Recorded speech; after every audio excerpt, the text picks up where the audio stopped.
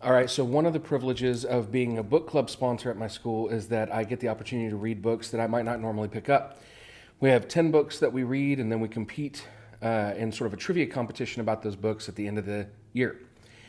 So this is one of those books, The Paper Girls of Paris. I would not have probably picked this book up. There's nothing wrong with it at all. It's just the cover is maybe not something I would have been instantly drawn to. I'm kind of more drawn usually to biographies and fantasy, although I do like everything else. I sort of have to get out of my own way to pick up these books. And boy, I'm really glad that I picked this book up. This book is phenomenal. And I do love the cover. You know, it just wouldn't have caught my attention probably. So this book tells the story of a young girl, and as usual, I'm terrible at remembering names. Alice. Alice is the name of the young girl. And so Alice, when her grandmother passes away, her grandmother leaves her the keys and the ownership of an apartment in Paris. But none of her family knew that her grandmother had this apartment in Paris. And it seems to be kind of upsetting her mother, who wrestles with what seems to be significant depression. Her mother's upset that she didn't know a lot of things about her grandmother.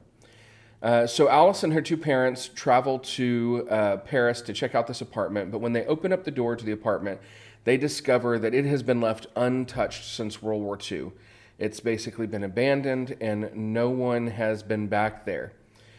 So she takes it upon herself. You know, they get the apartment cleaned up, and she starts going through it, trying to learn more about her grandmother, who apparently is a bit of a mystery. And there's a photograph of her grandmother's family hanging on the wall. And in that photograph, they see her grandmother, her grandmother's parents, but also apparently her grandmother had a sister that they didn't know about. And she's going through the drawers of this great aunt's desk when she discovers these pictures of her great aunt, who was a bit of a socialite. And one of the pictures has her great aunt sitting at a table with a bunch of Nazis. And she seems very happy. She's laughing.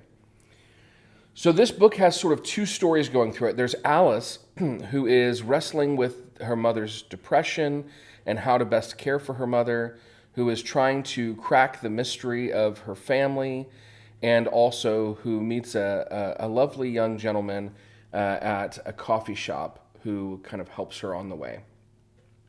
And then there's the story of Adeline, the great aunt, and Chloe, Alice's grandmother, and their experiences in Paris during World War II, which is really fascinating because I feel like we don't usually get stories from that sort of perspective. This is really well written. It's a beautiful story about family, about the struggles we have trying to do what's right, and I really recommend that you pick it up.